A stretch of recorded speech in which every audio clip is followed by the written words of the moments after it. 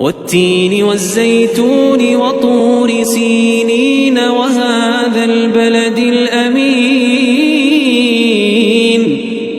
لقد خلقنا الإنسان في أحسن تقويم ثم رددناه أسفل سافلين إلا الذين آمنوا وعملوا الصالحات فلهم أجر غير ممنون فما يكذبك بعد بالدين